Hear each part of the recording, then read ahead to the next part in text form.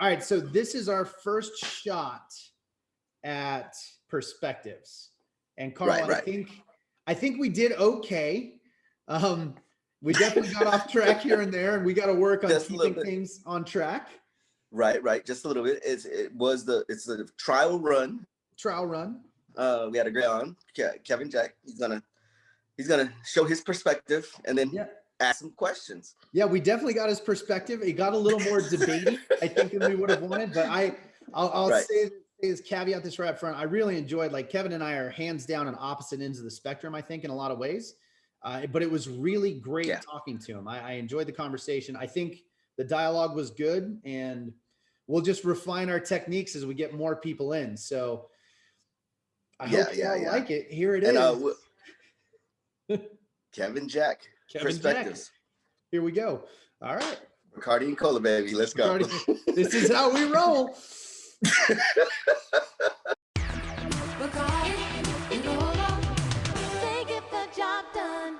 All right. Evan, we got you, brother. You in? I'm here. I just see my icon though, so I don't know. Yeah, icon's amazing, dude. Yeah, that is a fantastic photo, dude. That's a fucking like photo, that is bro. a fantastic photo. That is some GQ level shit. All right, so how do I get this off? So you should take a look for video on the left side, and it should say start stop video, and see if that goes, and then I'll see if I can do it from the admin video side. Here, I'm gonna ask you to start video and see if it gives you an option to click in. Yes. Okay. So here we go. All right. There we go. We're in business. There we go. Dude, and you match your photo. That's some bullshit. Like, I am not an attractive man. Like, this is crap, dude. I am not an attractive man. It takes a lot of photographers, some good lighting to make this look good. And literally, it was just a snapshot of your photo to you. That's not fair. It's not fair at all. Yeah, it's all right. I love it. His fucking Dapper Dan looks. Fuck that. Dapper Dan. I'm a rough guy. I'm a Dapper Dan man. All right, Kev. So I'm gonna prepare my drink. You guys can start live. There's a couple of. We're gonna start like this is about your perspective on everything that's going on in the world. Are we recording yet, brother? No. Yeah, we're recording. We're good. Right, we're recording. Welcome to BnC. Bacardi and cola. This is Kevin, Jack, and also known as Revenant. Would let him push out. That's a good nickname, the Revenant. That's fantastic. Yeah, that's his. Thank you. That's his alias. I don't even want to call it a nickname. Yeah, nickname is like that's younger, right? Alias is more of an adult thing. That is an alias, and is his business name. So see, that's way better than mine. So like, because my last name is McQueen. So especially since I was a young lieutenant in the infantry world, it was like Lightning McQueen. I mean, lightning went forever. It was just a terrible I've got so my great uncle is actually Steve McQueen, so I have some cool lineage. Okay. Oh, okay. But nobody knows that anymore. And all they know now is the red car from Disney. So that's the extent of where that goes. You gotta right. with a name like McQueen, you definitely have to turn that into a cash cow for sure. So dude, I don't think I'm gonna be able to leverage it. It's just that's not the money maker, man.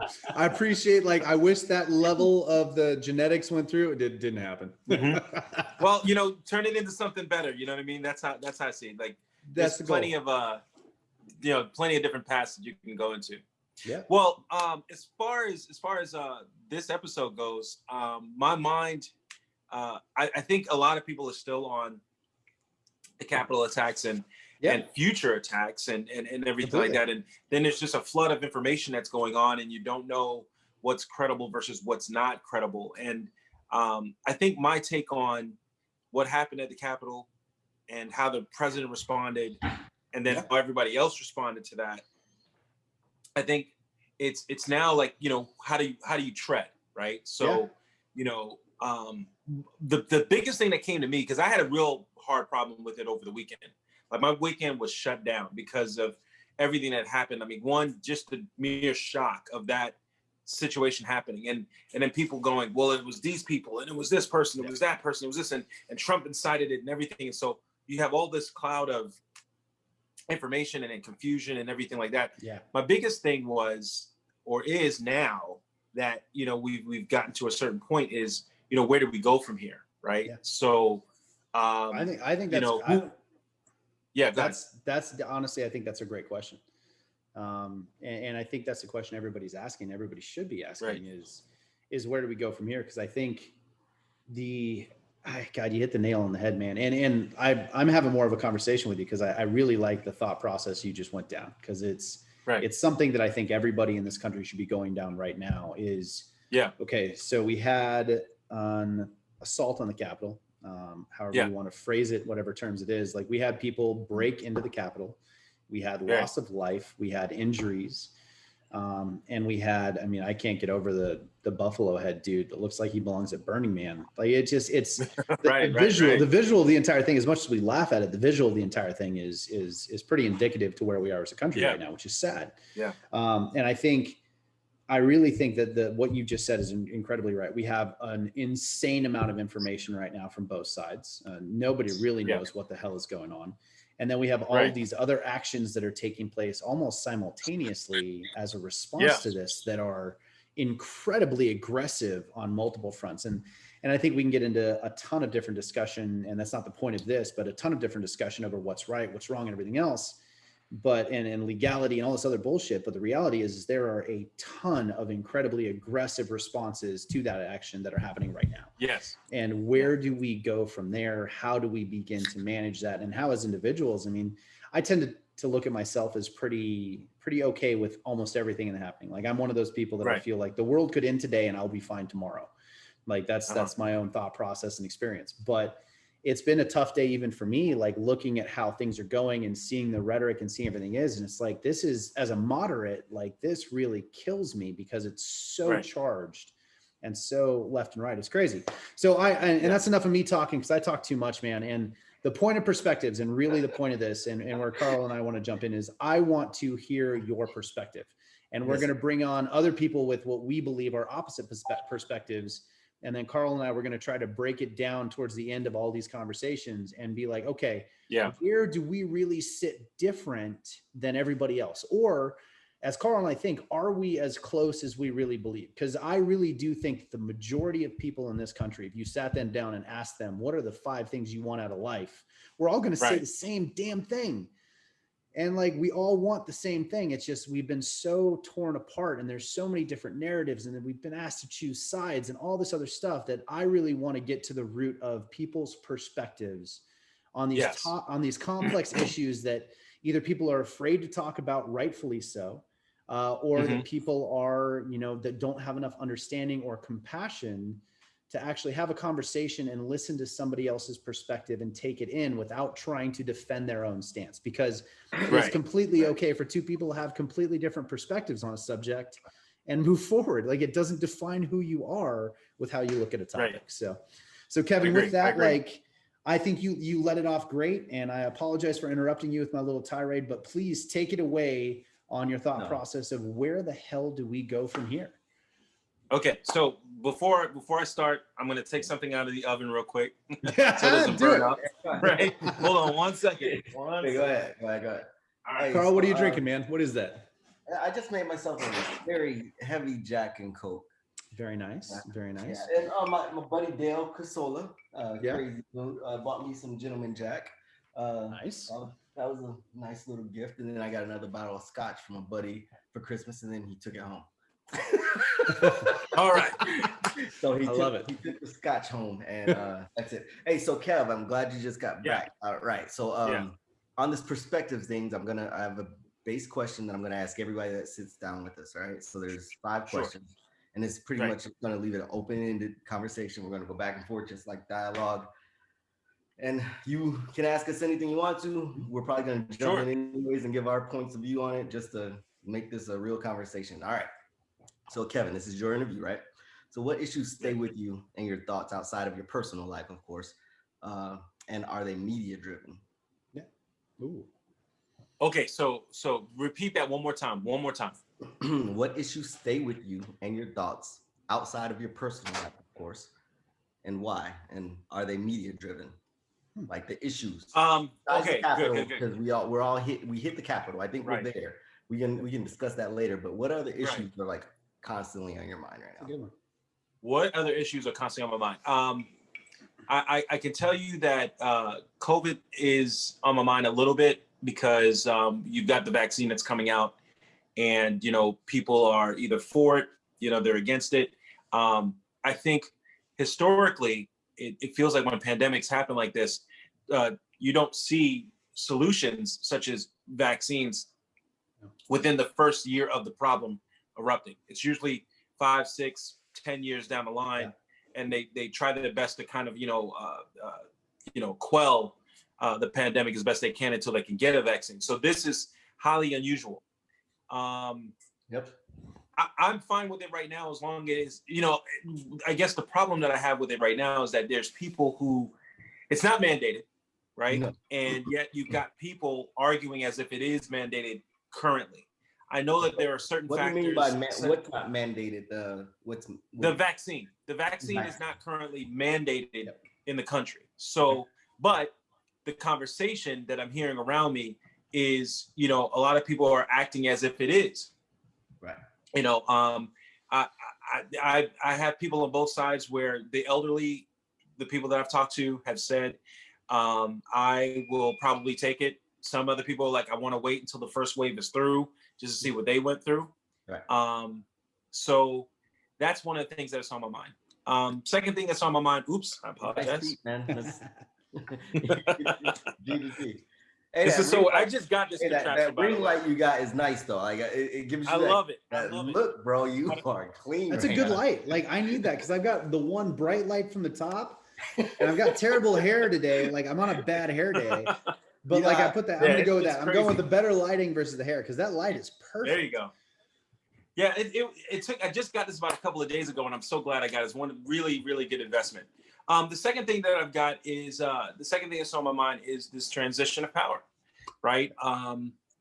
In this category, it's somewhat media driven, and in the sense that it's highly speculative that what Trump plans on doing. Like for instance, after the Capitol attacks happened, he was I think he gave a brief speech or whatever.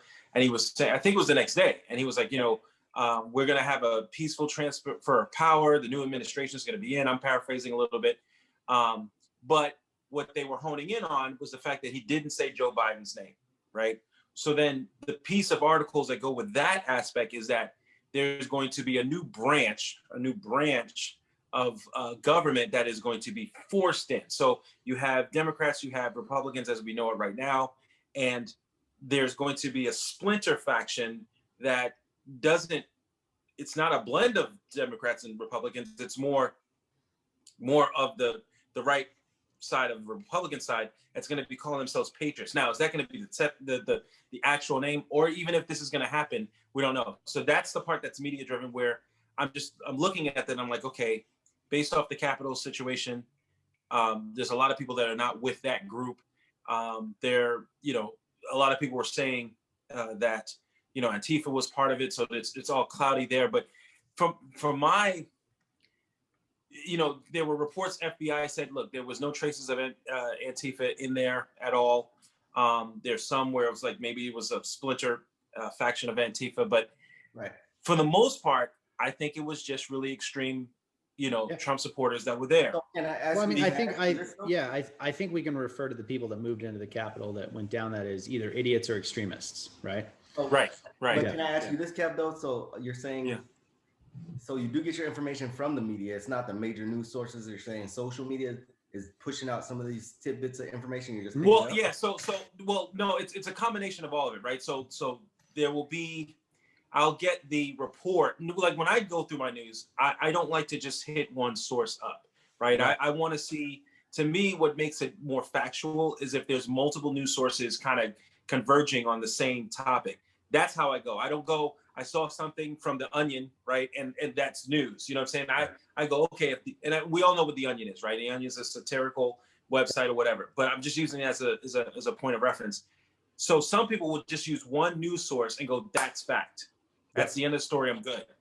And so I'll look at it, especially if it's coming from, the left or the right, it really doesn't matter. But once somebody throws something out there, the social media connection is I'm intercepting it from Facebook, or I'm intercepting it from, either Twitter or Instagram or something like that. So then It's awesome. Right. Yeah. So I try to kind of see the accuracy of it if it's coming from multiple news sources. So that's worrying me too, because I'm like, what did Trump mean by a transfer of power? Like, 1 second, we're never going to surrender. We don't concede. We don't do this, that, the other. And yet the other part, it seems like he's saying that, but he doesn't say Joe Biden will be the next. He never says that I thank you for your support.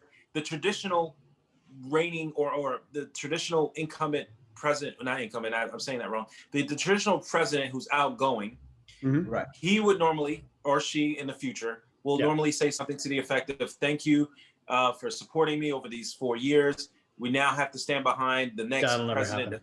That's not Trump. Huh? That's not yeah, Trump. Right. Yeah. But therein lies the concern, because Trump has a very passionate following. And it's almost as if, you hear Trump say things like, we want peace and I love you and this, that, the other. You've seen how Trump has really put his toes in the sand when it comes to BLM versus what happened at the Capitol. It's night and day. You almost can't disguise it anymore. Can I ask you to, give me an example on that? Because I don't entirely disagree with you. I don't at all. Right. So you say it's night and day. Kind of give me an example on both, because I agree with you, but I think there's a unique nuance to the way Trump is the way Trump is handling it. I think and I'm not sticking up for him. I think it's really along the lines of his ego is how I would look at it. Right. And I think I do think if you look at the arrest right now, like, I think Trump is going to prosecute, and the Justice Department is going to prosecute the shit out of every single person that set foot in that Capitol, which is good. It's what it should be. Every single one of those people should go to jail. But I agree with you. His rhetoric has been like the laws that he passed during the BLM and Antifa riots. And I don't even know what the whole scope of riots are, because I'm not going to put it all on BLM at all. Right. Yeah. When you have the riots through the summer riots, like, he had a very good thing. Like, hey, if you attack a federal building, 10 years minimum jail sentence, period. You break a window, you break in, you go to fucking jail. And that, for me, like, as a moderate, like, I really think that better be upheld. Like, you pass that law, every single one of those people, I don't care if they were a diehard Trump supporter that was at your bris for your son, he better go to jail for at least 10 years. So that's where I'm curious, like, because I want to hear it from your perspective on when you say there's a huge dichotomy or like difference.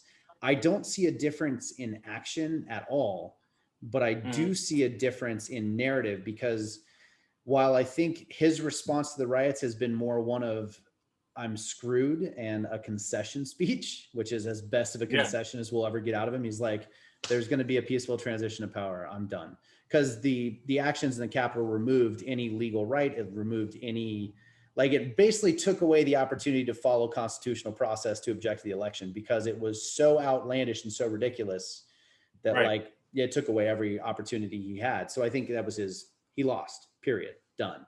Right. And so I'm kind of curious when you say it's a huge difference between the two. I don't see it in action, but I want to hear what you're seeing from your side on like narrative and what he said specifically. Well, I think I see it in action as well as words, because when I'll take what was one of the instances, like I think it was Charlottesville. I believe it was Charlottesville, where there was a protest out there. And you might be a little bit more accurate than me, so please help me out in this. Yeah. But there was incidences where a bunch of protesters were mowed. That's where the white nationalists, the racists, ran over a bunch of the counter protesters to the neo-Nazis. Yeah. So Trump is not, in a sense, when we asked him about his opinion or anything like that, he didn't necessarily condemn any of that, right? I think he more was like, they're good people on both sides. I think that was where that quote came from. I will actually stop you on that one. He did condemn it hard. He said he's condemned, and you can go back and track it. If you listen to the entire speech, he condemned the shit out of that. He did. He really did. Well, that would be, and that's again, like, I don't want to debate, like, because you're right. And I'll go back to it, because that news bit and the following piece of that, like, he should have been more clear.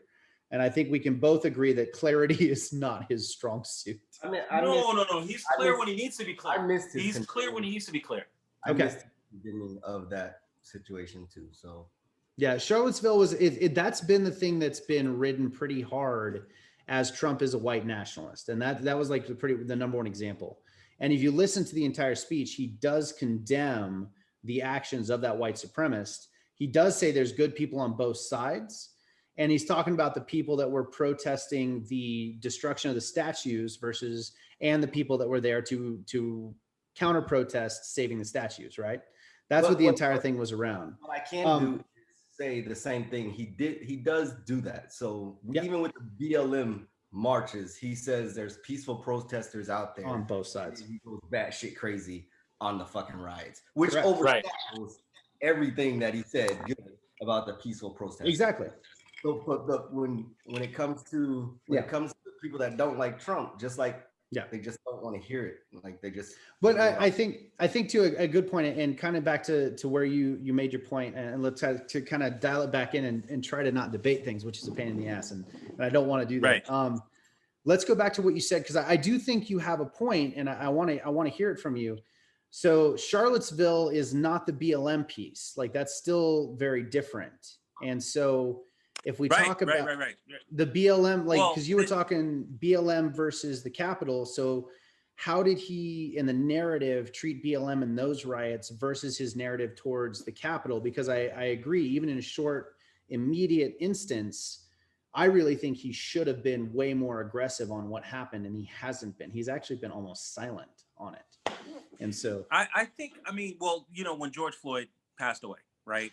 Or was murdered, right? So when all of that was going through, you had protests in various different cities and everything like that. Mm-hmm. I think Trump's stance wasn't like, I understand why these protests are happening. There was no dialogue from that aspect of it. I think once, businesses started getting trampled and trashed and everything like that, I think he also used the word thugs with that, right? Yep. So here, in a Capitol, right, when the Capitol happened, and this is why I say it's night and day, I don't hear tyrants. I don't hear terrorists coming out of his mouth, right? In fact, the people who had breached, the Capitol, he said he loved them. It's not he loved the supporters that weren't a part of it. He's trying to get the people that were in the Capitol to go home, not the protesters, right? Mm-hmm. Because the only reason why he gives that speech is because the Capitol was breached, right? So he wants them to go home. He's trying to get them out, right? Right, but he also says, "I love you." Yeah, I he does say those things. That type of language doesn't happen in BLM, right? It doesn't happen at all. Yes. So can I ask you a question? Can I ask you a question on that point?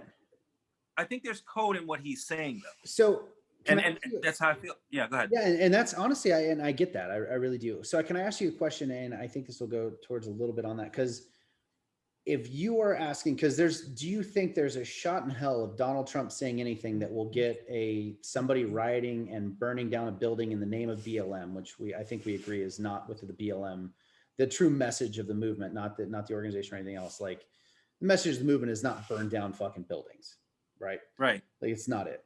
And so, but do you think there's anything Donald Trump could say that could get those people to stop burning down a building?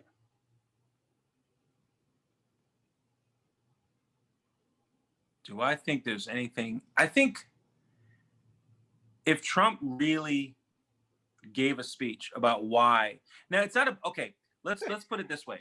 It's not the aspect is not the burning down. Yeah, go ahead, Carl. Are you gonna say something? No, because I'm using burning down the building for a specific example, because I think that's equivalent to what happened at the Capitol, right? Like, this was not peaceful. Well, this was a breach, an attack, and so an attack, whatever you want to put down to it, but destruction of property, breaking in, trying to burn out federal courthouses, whatever we saw in the summer, I would say that's the equivalent at the Capitol. And so using those two things. We do know that during those protests and everything like that, there were reports of bricks just suddenly appearing, right? So, and we do know for a fact, because we have video footage, right, of like just random people breaking down. And let's dial it back in, because I agree with you 100%. But let's get back down to that question, because I think it's really important when we look at your perspective. Do you think that Donald Trump could have said something in that time, like he did at the Capitol, to have de-escalated the situation, because I think it's an important point. Well, to address the point, we've got to address the fact that the protests were protests, right? And then there was also the destruction of property and everything like that. Totally, but 100% agree. But I don't think that, like, for instance, the attack on the Capitol, right, wasn't. I think that was the goal, right? We have. I disagree. Trump, who, no. I think that was there. I think that was there. That there was only so many people that went in. So I mean, I don't think it's fair to say that the people that went there to peacefully protest. I mean, it's the exact same situation. You have people that were peaceably protest, and you have people that rioted. It's the same situation. You can't say that everybody there. You can't say that everybody there. I mean, I think that's a pretty unfair characterization. Looking from the perspective of, there's no target for the BLM protest. They had areas, right? So, hey, we're going downtown to protest, right? We're going downtown to protest. There's some BLM main organizer just organizing this crazy thing. They all go downtown to protest. There's bricks down there. They tear the city up.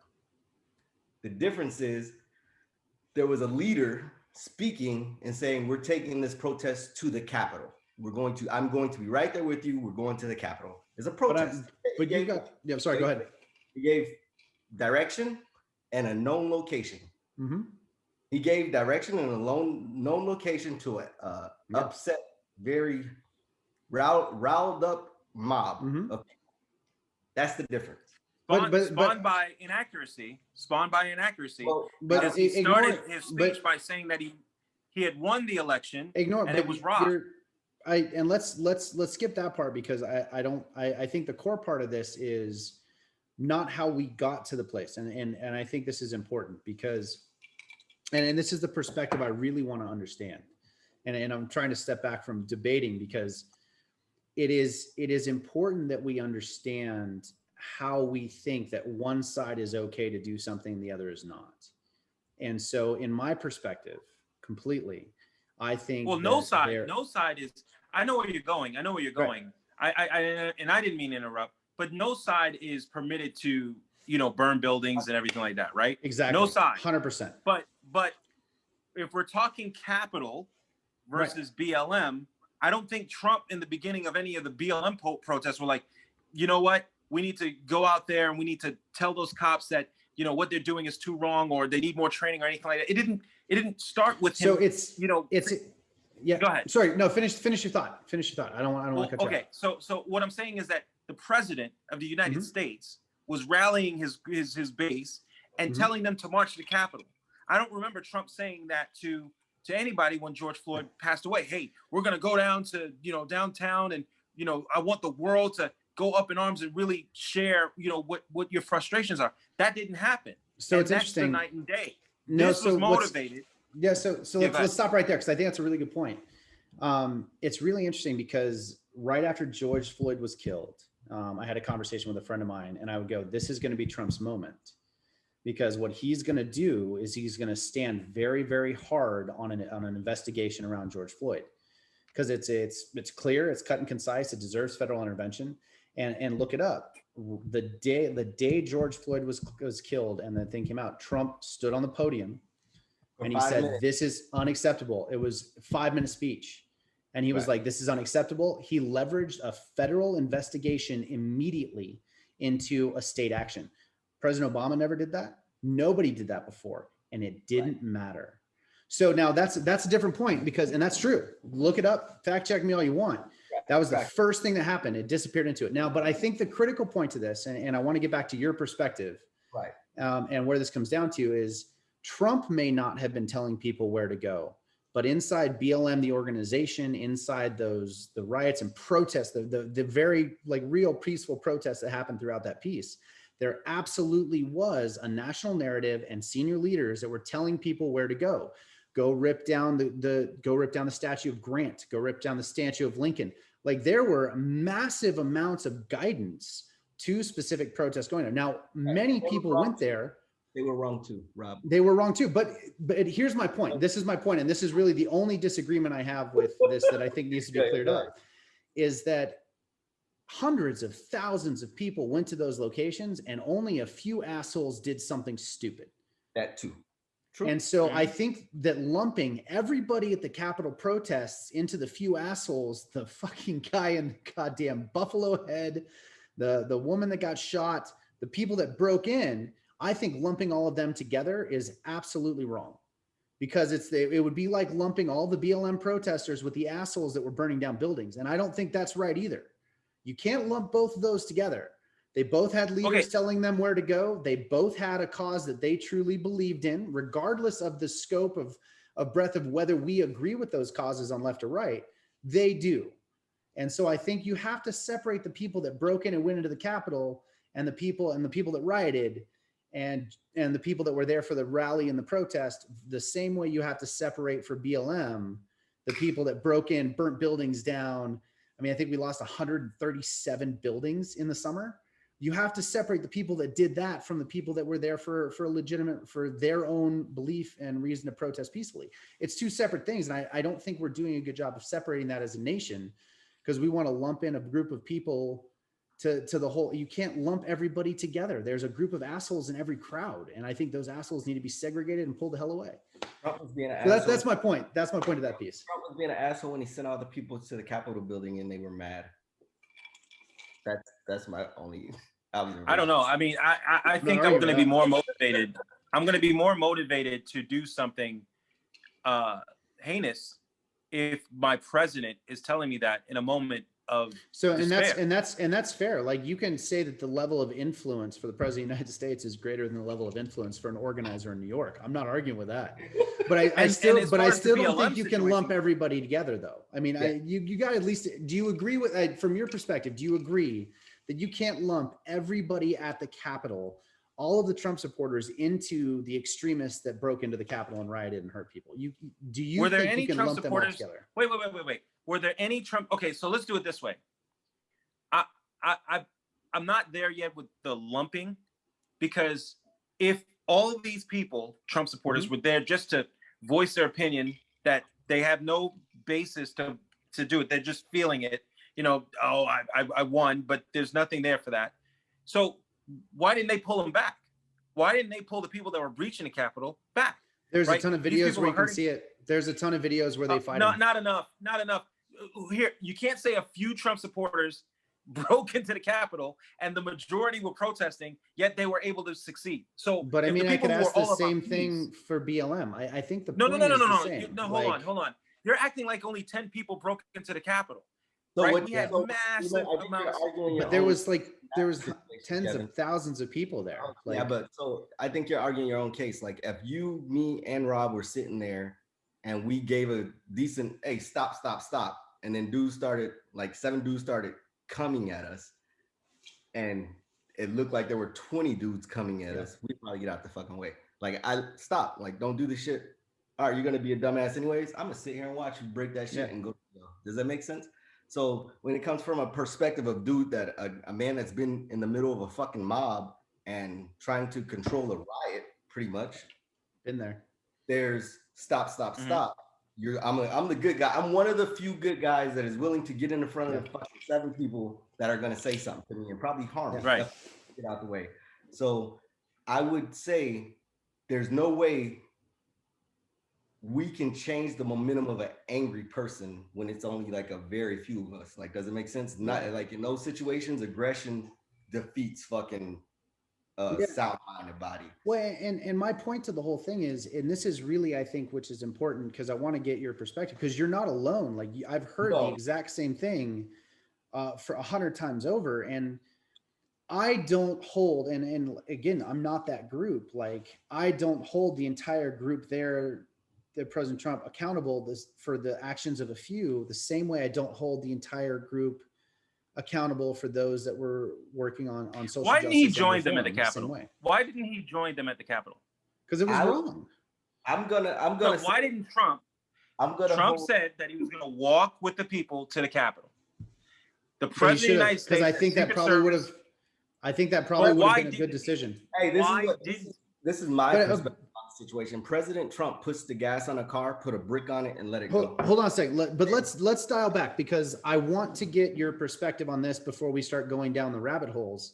Why Trump walk with him is a rabbit hole. Like, I want to get your perspective. It is 100%. Well, it's a legitimate rabbit hole. Either way, it's a step off from what we're talking about right now. It's a left or right. Okay, so when we say wait, let's clarify, because we're still getting to the point of my whole thing that I want your perspective on is, do you not think that there is a difference between the actions of a few and the entire group that was there? The president was mere blocks away from the Capitol. You're not answering that question though, man. No, I am. You got to answer it my way, right? Okay, so answer your way. Here's the deal. BLM, right? BLM does what BLM does, right? I mean, if you want to, break and build and fabricate, if you want to call it the same, the main difference is this: they wouldn't have went to the Capitol, right? They wouldn't have went to the Capitol at all if President Trump didn't say go. They wouldn't have gone. He marched them over there and said he was going to accompany him over there, right? So if anything, he's complicit in that. Well, now, why didn't he go? But let's stop for a second there. Stop there for a second, because it still doesn't answer the question we're trying to get to. Like, it doesn't. Like, and he said go there peacefully. I think you're evading. No, I'm not at all, because I'm trying to get to the one question first, and then we can talk about why he didn't go the right one. Because if he'd gone with it, I think there would have been more control, 100%.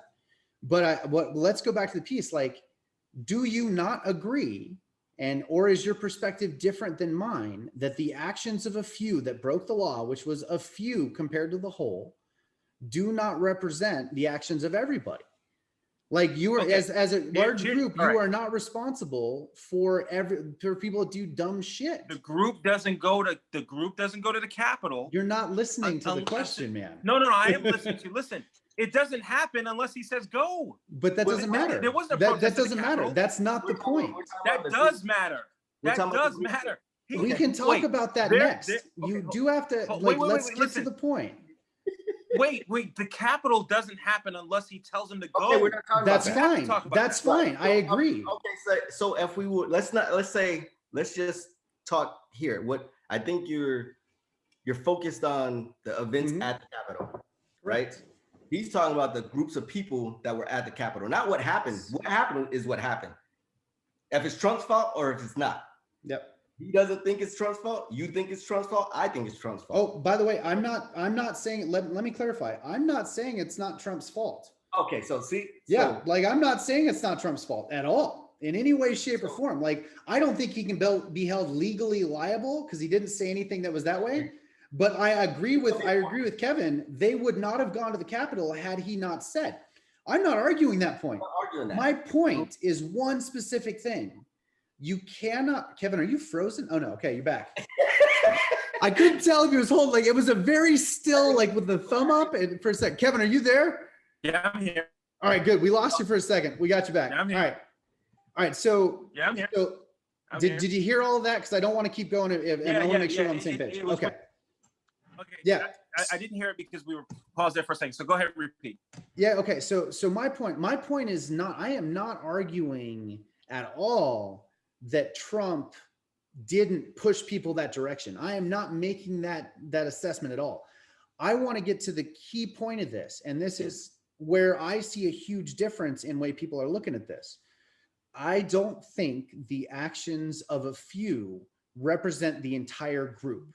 And what you've said earlier in this, which is where this conversation started, was that no, everyone's responsible on that end. And I don't think that's the case. I don't think, just like BLM, just like the Capitol, I don't think you can hold the entire group that was there protesting peacefully accountable for the actions of a few idiots. And a few, like, we can, if we want to argue definition of a few compared to the normal, the amount of people that were there, that's my point. And if you don't agree with that, I want to understand why.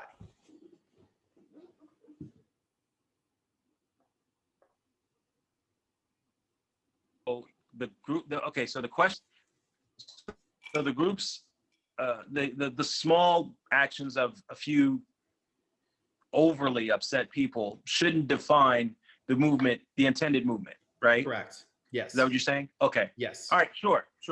For argument's sake, yes. I think that's the well, case. I mean, but this is an argument. Now Argument that sake. we've Like, I answered think that, for your perspective, well, for conversation, do you believe that? whatever? Okay, sure. No, sure. I think the situations are different, right?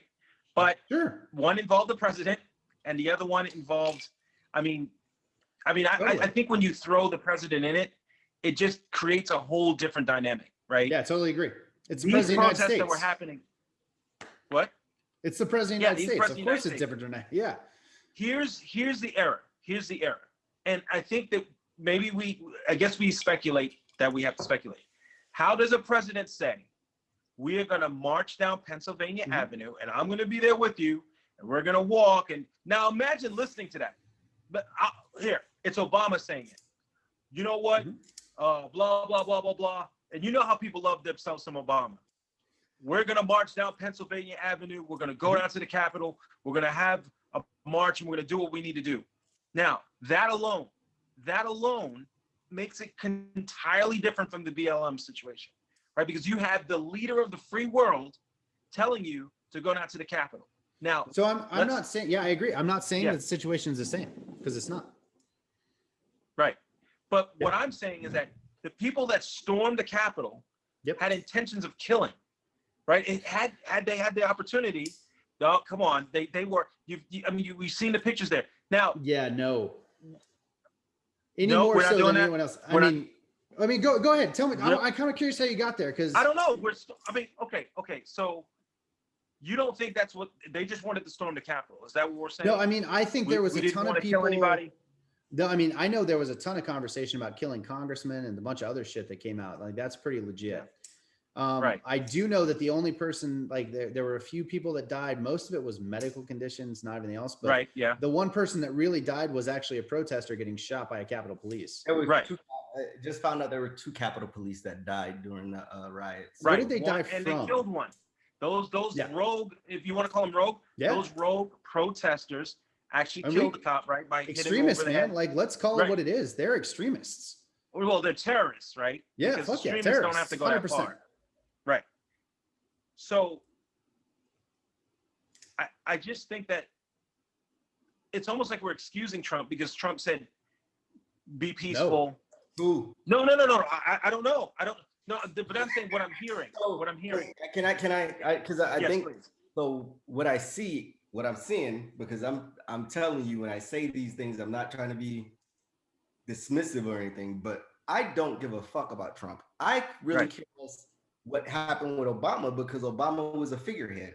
So what I'm saying is, when I see you say we're dismissing Trump, me and Rob aren't dismissing this dude at all. We are acknowledging we acknowledge he fucked up in a major way. We are sitting as a fucking country because our president fucked up. At the end of the day, your leader, you fucked up.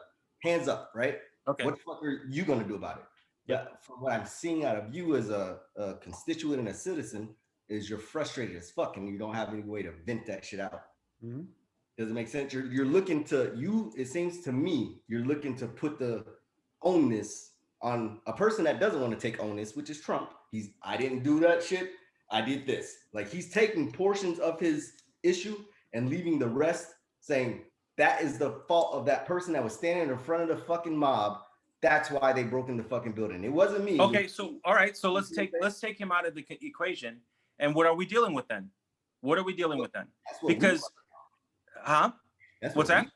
That's what. So I think, honestly, I think that's a really good question, and I think that's a really good point. And if you take Trump out of the equation, just like you take the leadership of BLM out of the equation, I think what we end up with is a group of disenfranchised, frustrated people with an extremist element inside of them. And I think it's the same thing we've seen throughout COVID and throughout the George Floyd riots, which transitioned into Jacob Blake and everything else. Like, I think what we end up with is we have a ton of people that feel very disenfranchised. And some of it, whether it's legit or not, I'm not even talking to that argument, because when you talk disenfranchisement, if you feel disenfranchised, you are disenfranchised, right? So regardless of if there's a legitimacy behind it, it doesn't matter. You have to address it in that way. And so I think we've had failures across the board. And Carl and I think agree on this, that most of that is driven by the media and their need for ratings. because if you stir things up, if you get it going, if it bleeds, it reads. Whereas if we actually look and address the issues, like the fact that we talked earlier, and I'm not President Trump guy, like, but when you talk, he came out the day after George Floyd and made a statement, completely disappeared. Like, and it's because it doesn't feed the narrative.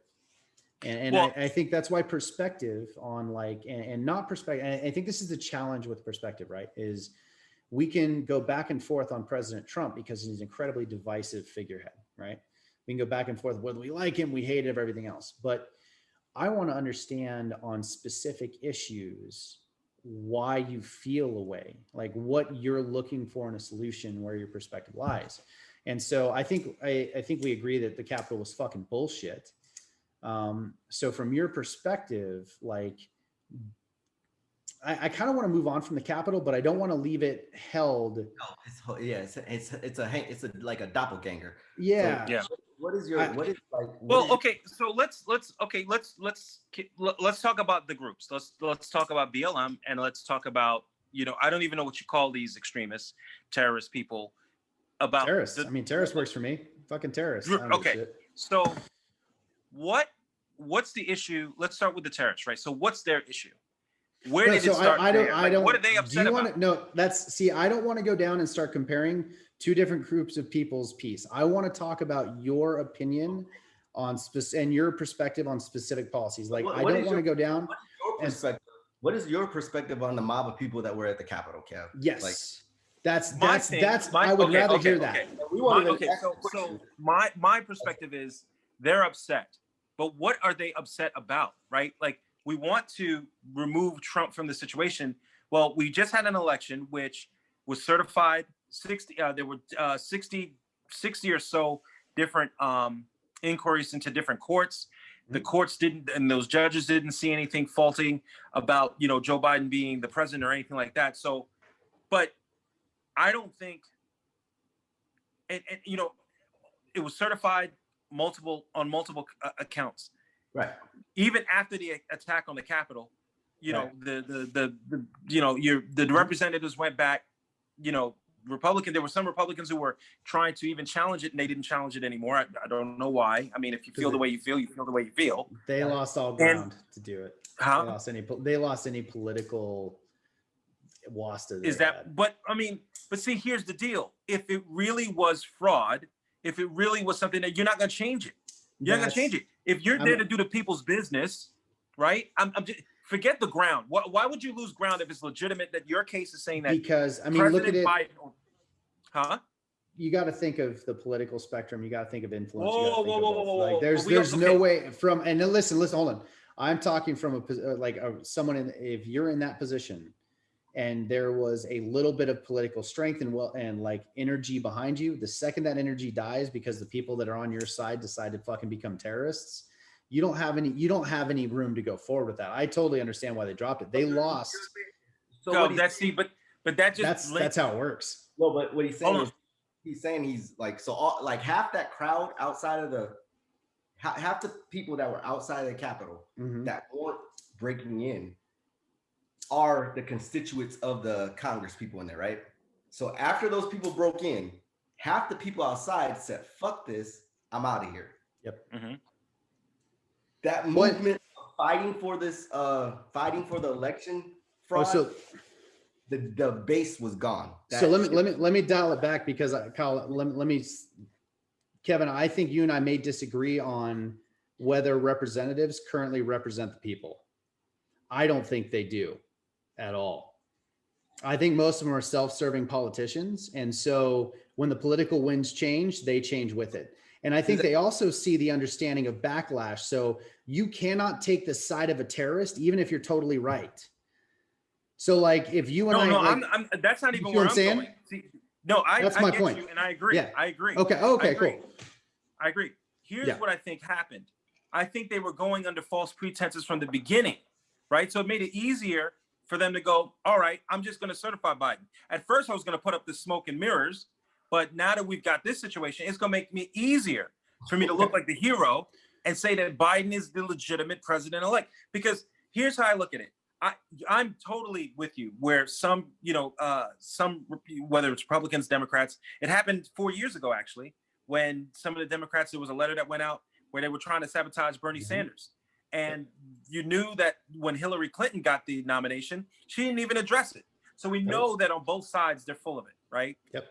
In this situation here, if this all started with them saying that there was fraud and this state was corrupt and this state was corrupt and they couldn't prove it, right? So that was a smoke and mirrors in the very beginning. So you had some Republicans going, I'm going to contest it. I'm going to contest it. I'm going to contest it. That was the wrong message in the first place. What, if anything, this attack on the Capitol got them to right the ship in the right way, right? So the narrative, because no one could prove that it was staged or fake or anything like that. Nobody has any of that stuff up till we know right now. So those Republicans that were going to contest it, and yes, as the winds change, they change. But if it was legit, if it was a true concern, at least one of them would have said, I know what just happened. I know what just happened, but I got to stand true and, to what I'm all about. I'm contesting the election. But the reason why they didn't, because it was a lie in the first place. And that's where we're coming from. That's how many layers we have going on. Yeah. Okay. There's your perspective. So your perspective was it's a lie in the first place. So when they lost the political wins, they dropped it. Yeah. It was easier for them to drop it because there was the cover. Right. The cover was the attack. The cover was the attack. So let's move on from this because we've not wasted. I think it's been a good conversation. We've talked for over an hour on one piece. So I'd like to, this is gonna be a challenge, Carl, to figure out how to guide conversation without going down this host. I was gonna read the questions, but I'm like, damn, this is like a topic. So yeah, the reason we stayed on it is because you're passionate about it, and we want your opinion, and we want to travel that. But I'll move faster this time. No. And really, I'm not it's more of a conversation between Carl and I to figure out how to moderate this the right way and not go down it. You're our first one, man. Be gentle on us. We're doing our best. Bro. All right. And like I said, I don't see an issue with you and Rob going back and forth. I know how I am. I'm gonna say I don't care. You know what I'm saying? But in the same aspect, so there's really no conversation when it comes to Carl Jones. I'm gonna say, yeah, that's pretty fucked up. Don't fuck with my family and friends. You see what I'm saying? Right. But in the same aspect, when it comes to you, you're passionate and opinionated about the whole big picture and what the small nuances of individuals and how that connect that connecting tissue. It's funny is to hear that, man. A lot of people feel have that passion and they feel very connected to the give me the reason why people are the way they are. I don't need that reason. I'm that person that I don't need the reason to understand why you the way you are. You are, and I'm going to respond in my own way to the way you act. But when it comes to certain mindsets, which is beautiful, that you want to have that understanding, and it helps you work through this madness that we're going through with other people. Concerning the politics, right? That's politics. Would you say, based on your experience, life experience, or based on the media, are you pushed when you watch CNN? I know you love to grab the information, but do you gravitate? I know you're more liberal than you are conservative. Right. You gravitate to the CNNs of the world. What is it? Kumo, what is his name? Yeah. I don't even watch him. I'll say this. After when the Democrats did what they did to Bernie Sanders 4 years ago, and that's not the first time I was cynical, but because even with Obama, and I'm not afraid of saying it, I noticed that because Obama was a once in a lifetime candidate, I would say that they weren't pressuring him as maybe they should have, right? So you take the Reverend Wright situation, you take some of the other things that was going on with him. I wouldn't say the birth certificates. I think that was just that was them throwing darts at a wall and having the worst accuracy ever. But I noticed how they could kind of, wean a little bit. So I try to find what the actual intent of all these stories are coming from. I don't look at it and go, yeah, I know MSNBC's more liberal than those. I know where Fox lies. So I try to get all of those stories collectively together and get the intent, right? Some people are going to go a little bit right to it. Some people are going to go a little bit left to it. It is dangerous, especially in the times that we're living in right now, to go left or right. I think that you have to kind of, because of where the left is and where the right is, I think it's really, really dangerous to go, and that's it. I think what's missing in everything that's going on right now is dialogue. Yep. Is that one side has a certain opinion and they're just running with it. They're just running with it. The other side has an opinion, they're just running with it. And everybody, the odd thing is, both sides want the other side to hear what they have to say, but they don't want to hear the response. And that's dangerous. That's really, really dangerous. Dude, I couldn't agree more, man. Like the Trump situation, or the election that when Trump won. We can't go, it was corrupt this year, but it was totally fine when Trump won it. We can't go, these states are corrupt, but every state that Trump won was accurate. So hold on, let's stop for a second right there, because I agree with you. I totally agree with you, but I also agree, look at what happened in 2016. You had 4 years of the Democrats saying, this is not my president, this was influenced by Russia. So it's the exact same thing and flipped. Because I agree with you. I don't think we can say it one way or the other. And I agree with you that people aren't listening on both sides. But I think people have to listen on both sides, because I don't disagree. Ted Cruz, I thought, had a good position. He's like, let's do a 10-day audit. Let's audit it. 10 days, we'll audit it hard, and then everyone puts to bed. And it gets shot down, and he's asked to resign for asking for that thing. That's not listening. Yeah, but I mean, what basis did they have that on, right? I mean, but here's the thing. You have 70, but here's the thing. You're not listening. There's 73 million people, over 45% of which think it was stolen. You don't think you should go to 35 million people like, hey, we're going to do an audit so you guys know this wasn't stolen? That's the same part. It goes both ways. Like you're saying, those 73 million people thought that was rigged because they lost. But it doesn't matter. But here's the point. You still have to listen. Just to what you said, you still have to listen. If 30 million people have an opinion, you got to listen to them and go through the extra process to show them they're wrong. Wait. Well, what's just because they said it? Is that what you're like? No, it's okay. 33 million people, man. You don't think you can spend an extra 10 days to go through the constitutional process to appease 33 million people? I'm not even arguing their point. Like the point is, and I agree with what you're saying, both sides need to listen. So, and that means like the people on the right, they look at BLM as like, you're fucking crazy. They should listen. These 30 million people are asking for recounts in states that were blowouts. But here's the thing. What are we doing here? But is there a problem with doing an audit at the federal level? If everything's clean, it comes back clean. If everything's not, it comes back not. Most likely it's going to come back clean, because I'm not arguing your point of evidence. I'm just saying, to your point, that if there's a large group of people that need to be heard and literally are protesting because they feel like their vote and their voice is not being heard, why can't we hear it? And why can't we give them at least the security so they feel comfortable? Because the most important thing to me is not who wins our election. It's that everybody walks away from it going, that's the winner. Okay, so this is where I can talk to you and say, what's the per capita of minorities in America? Give me a number, because I like 35 million, not too much. No. 10 million. Yeah. 2,000. How many is it? Right. I don't know. It's like 13% of the country is black, and I think underneath it tears down. Latinos are higher than that at that point. So I mean, we're probably talking 150 million people. 150 million people are saying, hey, you guys need to listen to us. These cops are killing us. Yeah, totally agree. Nobody listens. I'm not saying that's right either. Right. It's tit for tat. Why didn't anybody just shut down this whole thing, pull these people to the front, and hear them the fuck out? Instead of saying, and then getting mad at the only dude that knelt in a football game and pissed off. I mean, but again, I'm not disagreeing. I know. But it's like walking another man's shoes. That's what the protesters for Trump are doing. They're walking, and I've been saying it since COVID hit. COVID is the great fucking equalizer right now because a lot of fucking non-minorities are feeling what it's like to be fucking disenfranchised. I've been saying it. I posted it on Facebook. People get mad at me. I don't give a fuck. Yeah. I mean, this is the largest group of white disenfranchised people I've seen since Bosnia.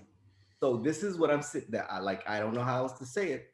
You're protesting and you're yelling and you're screaming. You don't feel you're being heard. On the opposite side of that coin, you got a lot of minorities that are fucking telling their kids, be careful when you walk down the street and don't put your hands in your fucking pockets because somebody might shoot you or a cop might have. Does that make sense? Like, I don't know any white dudes that are telling their kids that shit when you get pulled over. Make sure you put your hands on 6 and 4, put your hands out the window. And you haven't spent a lot of time in West Virginia. I'm gonna tell you that right now. But do you see what I'm saying? But I think, Carl, I mean, I think you're speaking to my point. And Kevin, I really want your thoughts on this. Like, because that's exactly, I agree with Carl 100%. Like, when you get to a point where you have a large amount of people, like we saw throughout the summer, speaking to an issue, you don't sit there and tear the issue apart. You figure out how to bring them back into the fold. And I know that's exactly what you want from the BLM side and George Floyd's protest. You want to come to the table and have that conversation. So I think tell me why you can't do the same thing when it literally has I think the larger difference is, okay, so I'm going to answer it. I think the difference when BLM is saying you need to listen to where we're coming from is because you're seeing people dying. You're seeing people being shot. You know, these videos, you know, you're hearing stories where cops are turning off their body cam before they even approach anybody. Now these votes, you're not seeing areas where you're not seeing areas where states are like, oh, there might be a little bit of a they're just saying it because their person lost. But so why am I like, there's a reason why we're saying, we're not making it up. We're not assuming. But here's the piece. You just said in your thought process, you think they're making it up so they don't get to talk. Are you saying that we're making it up? No, not at all. Okay, so all right, now the votes. What part? I mean, if you, let's say you believe that the you need an audit, right? What got you to that point? But here's the point. That doesn't matter. That doesn't matter. It does. This is an easier. No, Kevin. Come on. You listen, man. Hold on. Wait. Hold on a second. Wait. Hold on. No. You this entire time you try to equalize both sides. Yes, completely. Right? It's very hard to do that when the world, there's a reason why the entire world was protesting the BLM movement. Not just blacks, not people just in America, people who weren't even in danger of being shot by police or being a knee on their neck or anything like that.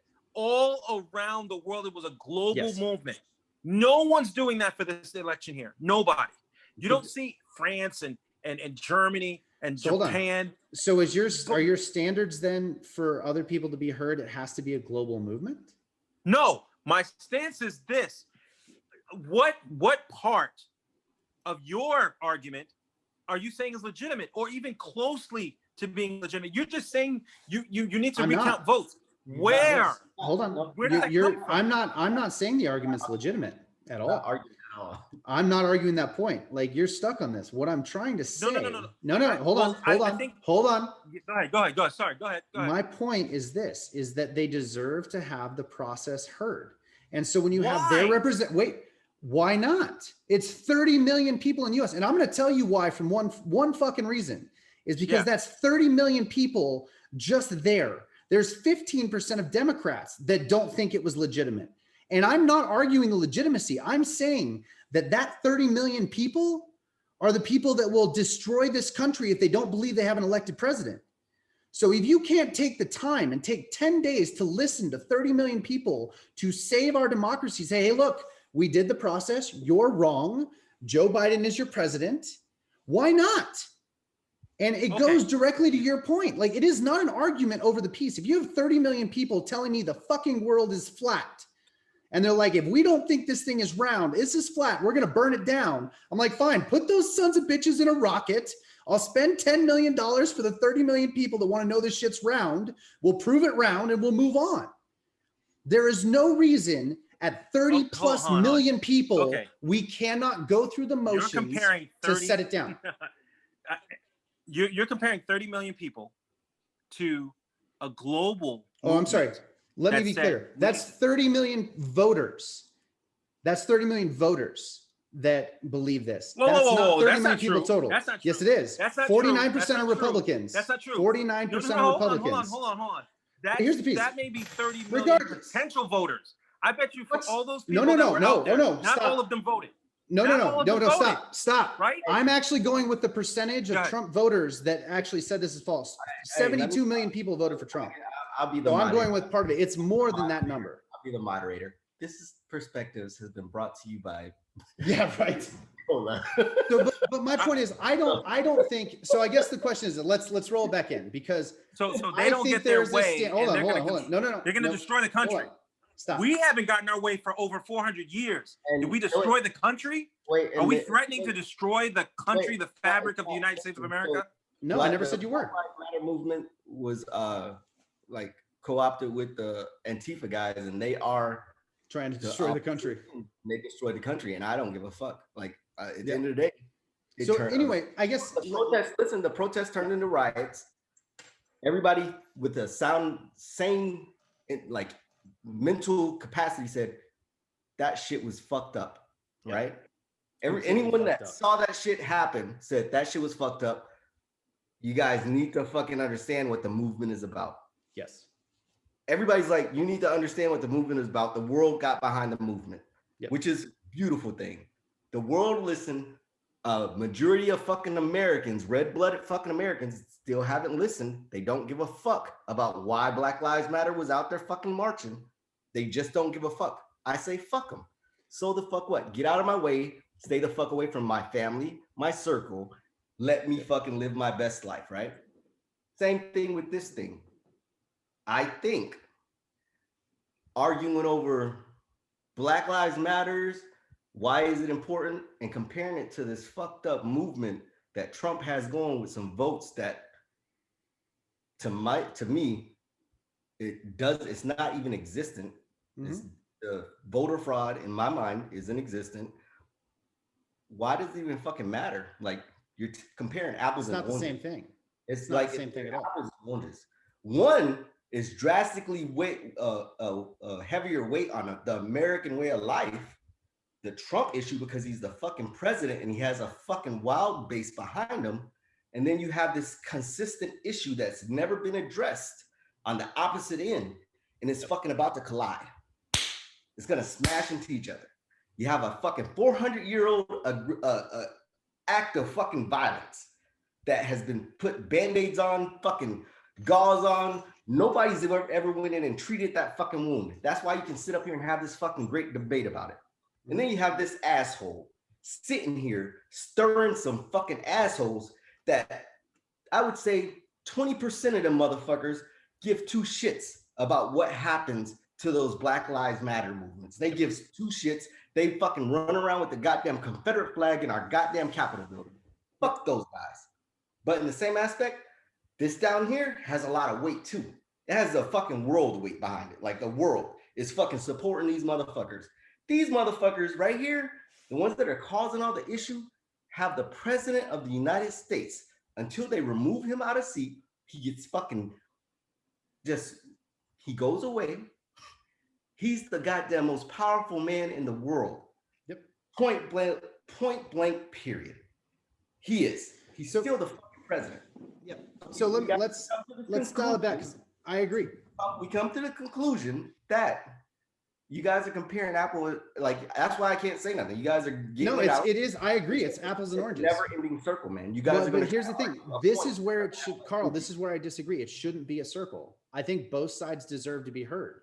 And the problem, and this is the piece of this is like, I'm not going to sit there. I shouldn't sit there and pick apart the ability for the mobilization of the world in BLM to have a conversation. They deserve it. When this is the largest, go back and tell me if you've seen this many conservatives mobilized or do this. I haven't. And it scares me more than any, if you think the left mobilizing worries me, it doesn't. Rob, the reason the reason you don't see the left or the conservatives mobilized, because when we say systemic racism, I'm not. Yeah, but I mean, it's different. It's different. I agree. Like it's a counterplace. it's a subversive totally context to minorities when you no, I agree. Is that making sense? That like we've seen them mobilize, but it's not overt. No, and but like I think you guys are thinking I don't know if it's why I think you think I'm arguing for them. No. I'm talking because I'm absolutely not, and I think it's a different organization. Yes, of totally viewpoint. Totally, that's just what 100%. And so, and my point is this is because hold on, let me hit this, Kevin, and we'll give you the last word because we gotta jump off before I get my ass chewed out by my wife here. Because my point is this, and it's really the key point here is I agree that to Kevin's point, everyone needs to listen on both sides, and it's hard to do even if you think the people on the other side are fucking crazy, and that's both sides that think the other side is crazy. Agreed. And I think when you look at it, I think the Trump side, which has, if you don't think the side that should worry you the most is the far right, you're fucking wrong. They have more guns, they have more ammo, they have more training, and believe me, they're crazier.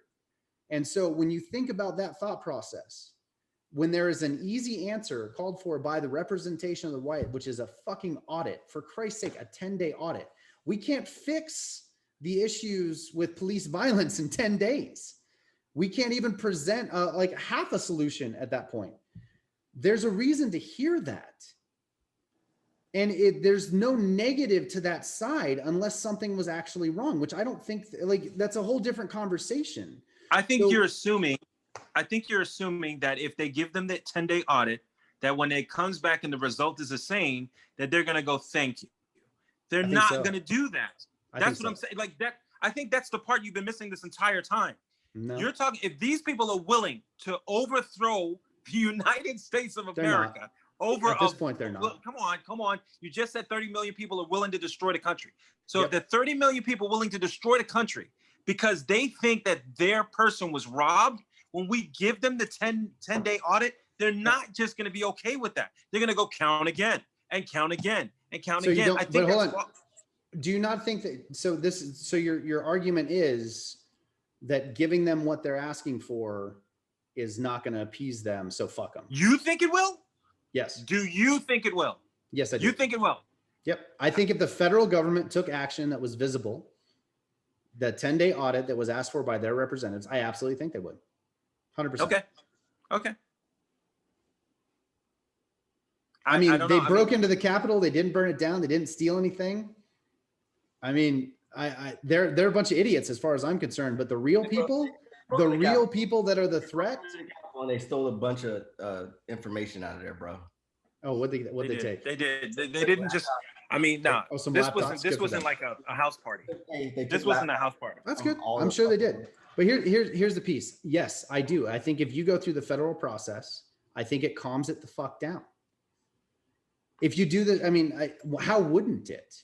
Like, so I guess the perspective on this is, so what do you so you think nothing short of Trump being president would secure this would calm them down? So fuck it, go after him, it's war. Is that the thought process? And I mean that from like an honest perspective. I'm being dead honest. I think that, listen, here's my thing. I got to use an example because this is the only way I can understand it. If I'm walking down the street and I just get arrested because the cop just, and that's happened, right?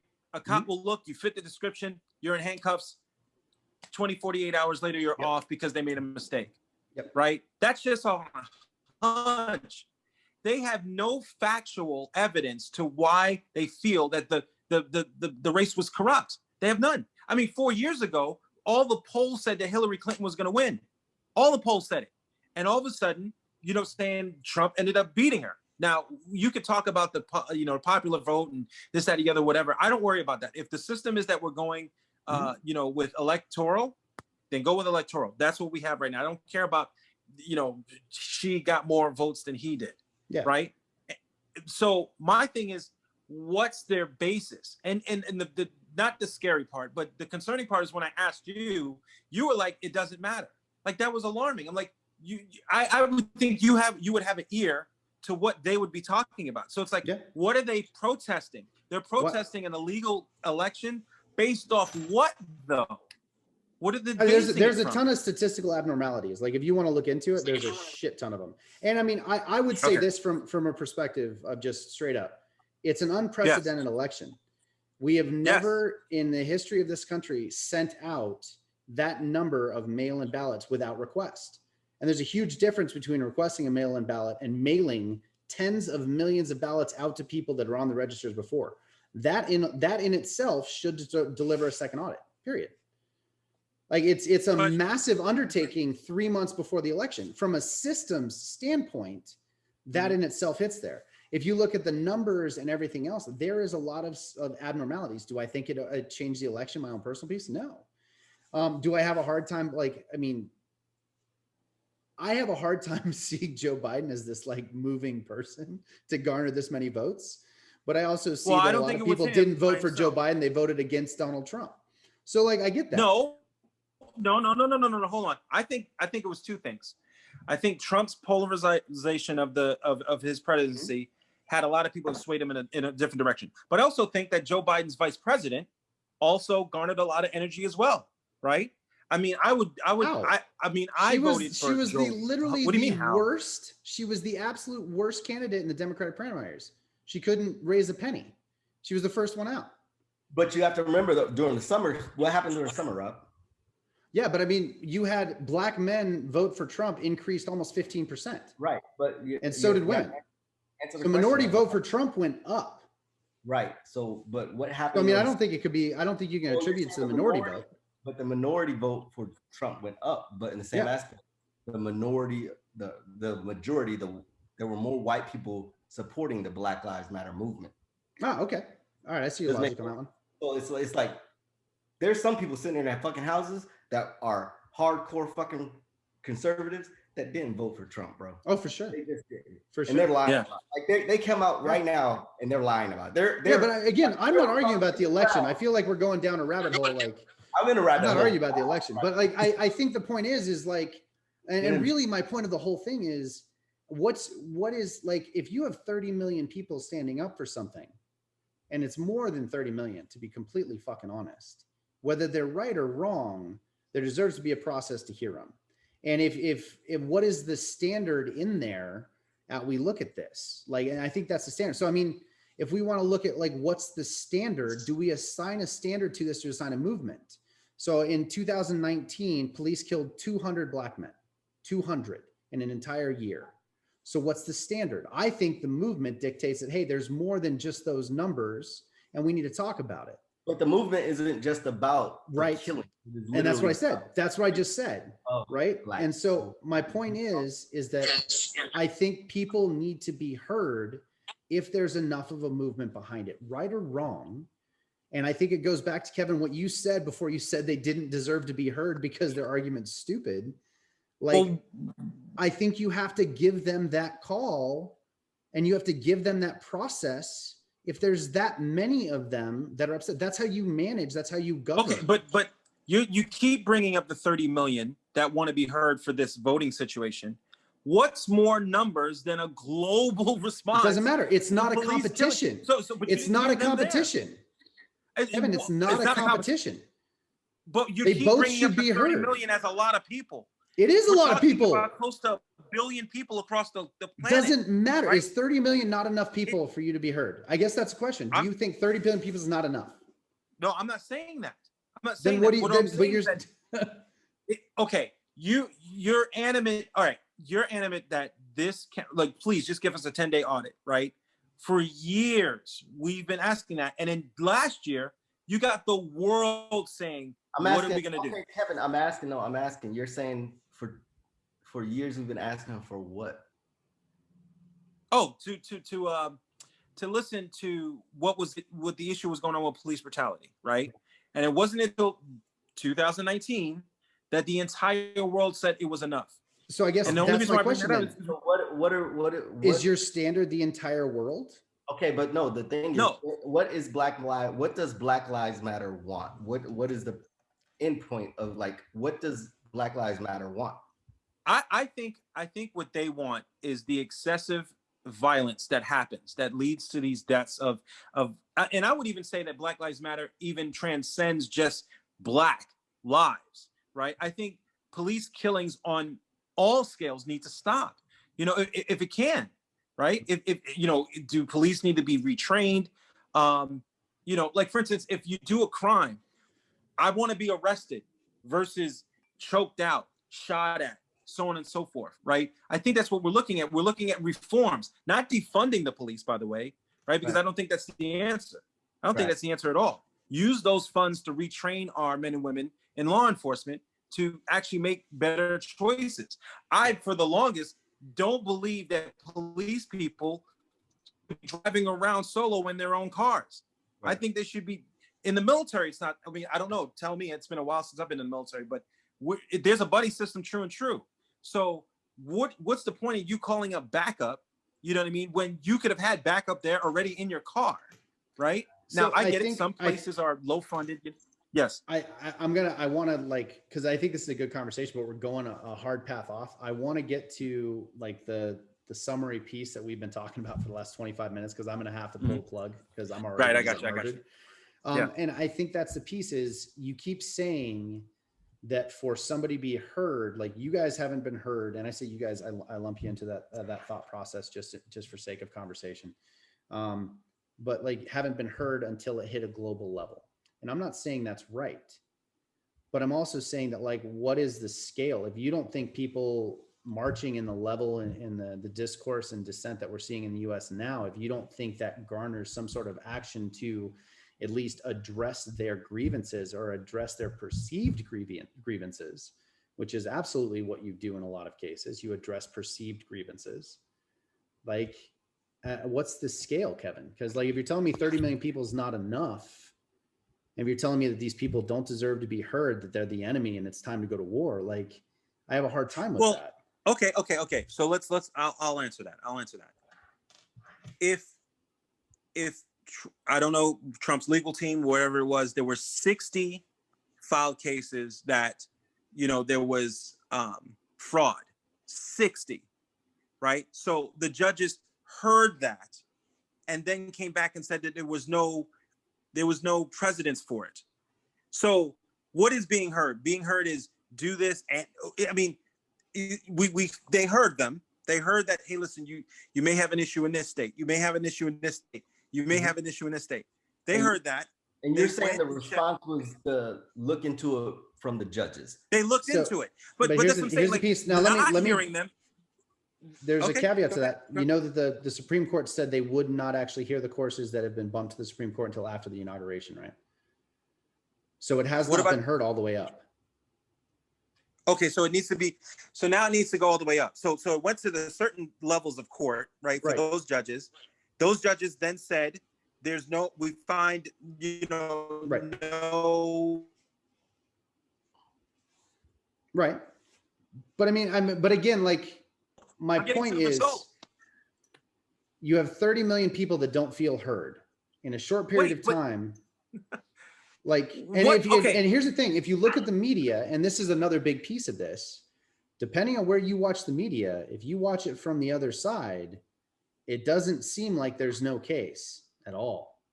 If you watch the arguments and you watch the clips, like you watch the actual proceedings, if you have, there's a lot of formal arguments that have gone forward that have been bumped and said, I will not make this decision, or I don't agree. You know, the way court systems work. I mean, Bush versus Gore went all the way to the Supreme Court in 15 days.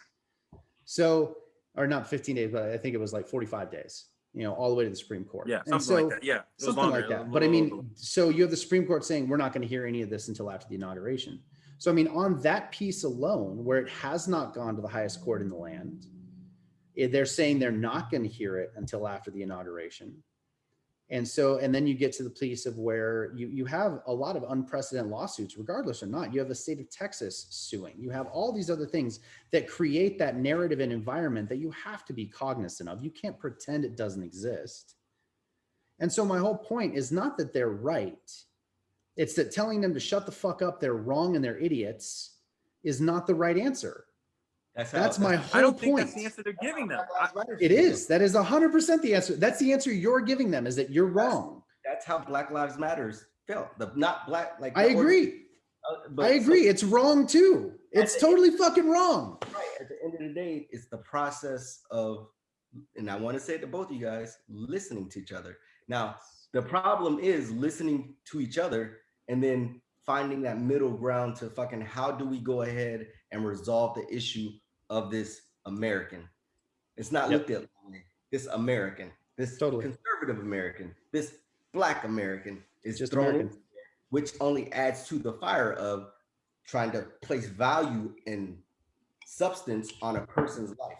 Instead of just saying, hey, these group of Americans are upset. How do we fucking fix their issue as America? We're not doing that. We're not fucking doing that. We don't give a fuck about that. At the end of the day, this motherfucker's gonna burn because we don't know how to fucking talk, communicate, and effectively listen to each other, and then decide and come up with true choices and responsible answers, or possible, like, you don't have to be, there doesn't have to be a right way for everybody. That's not what America is about. But there does have to be choices to be made to ensure the right and the left are comfortable living in this fucking rock. If not, we're gonna have this infighting. And right now we're going down a path where, like I said, circle the wagons. The wagons that might look fucked up, but in the same aspect, circle the wagons. I you know, and on the BLM side, I've always said this. I felt that, at least when I'm looking at it, I want those cases to be looked at like when it's blatant, like George Floyd. There's no righteous kill in that, right? My whole thing is that should be something where, you know, the person's arrested, they're tried, you know, and you move on. I don't need the result to always be in the positive, right? And there are some Black people who may go, I don't care, I feel the type of way, and across the board it should be in my favor. My thing is, if it is about listening, the other thing is that if it's just listening and I'm hearing where you're coming from, it's not result based in the sense that I'm getting my way. And that's the dangerous part about what's going on right now, is I think that this protest that they have here is not that the counts were wrong, is that no matter how many audits you do or recounts you do, if it doesn't say Trump at the end, it doesn't solve itself for them. And I wish it was, hey, I just want to recount. Can I ask a question? Is that an unknown fear? Yes. Is it an unknown fear that's going to happen? Is it an unknown fear? Because it's not a known thing. You're making an assumption that these people. Yeah, I'm making an assumption, but I'm making an assumption because they attacked the Capitol, right? Right, but that's what I'm saying. The people who are peacefully protesting, if it was just a protest, those are people who just want the recount. And they'll take whatever answer comes back to them. Hey, we did a 10 day audit. Joe Biden is still the president of the United States. I'm good. The fact that the Capitol was attacked, right? The Capitol, not just like random streets and businesses out there. They attacked the government itself. To me, that makes me think we can give you your 10-day audit, but if it still comes back Biden, I don't believe that it ends. Right? Well, I don't believe that it ends. Let me give you a little. And I don't know. I'm not sure. I'll tell you right now, and I'll tell you from my perspective and the people that I know that are on that side of the house that feel really screwed over by the election. They just wanted to see a process go through, and they didn't feel like the process was done for them. And I think that's the biggest piece. Like there is. I think your fear is misplaced. Realistically, I do, which is a good thing. I think, because if I'm wrong, then we're in a whole shitstorm of things. Mm-hmm. It is not about who wins. It's about the integrity of the election. And I think the narrative, and really where I would lean back to, is the narrative on the media on this has been one side or the other. It was stolen, or it has been shut the fuck up, you lost. And those two sides are not the way that you handle it. And I think the only people that could have done it, one would have been Trump, and he did not. And it would have been the federal government to step in and be like, he was the only person that could have done it. No, I think Senate and Congress could have done it. The Republicans in Senate and Congress could have done it, because the people at the heart of the thing would have listened to them. I hope. And I mean, in my heart, I'm an optimist. I could be totally fucking wrong. And I've been wrong this entire year about how shit was going to go. The government's done things I never thought would happen in my life. So I am by no means an expert, but I do believe that like the people that if they decided that it was time, that actually I know that worry me, if there would have been more of a process, and Carl, you have the same, because you know the people I'm talking about. But like, if there would have been a process, they would have done something. The federal government's like, hey, this is what we're going to do because of this issue. It would have been a done deal. It wouldn't have mattered who won. This is the thing Kevin doesn't understand. Like, and when he says the people that he knows and the people, like, I would say a lot of the people that he knows and a lot of people that I know, they run in the same circles. Same circles. Right. If I personally, Kevin, don't have the fear that the individuals that there's people that cause immediate destruction at the Capitol, right? There's people that can cause more damage and destruction, and they weren't the people that did all that bullshit at the Capitol. Mm-hmm. Does it make sense?